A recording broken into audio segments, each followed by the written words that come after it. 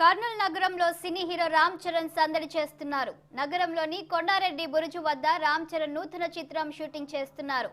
Shri Venkateswara creations పై దిల్ రాజు నిర్మాతగా శంకర్ దర్శకత్వంలో రామ్ చరణ్ హీరోగా నిర్మిస్తున్న సినిమాను కొండారెడ్డి బురుజుపై చిత్రీకరిస్తున్నారు. అభిమానులు పెద్ద ఎత్తున కొండారెడ్డి బురుజు వద్దకు చేరుకున్నారు.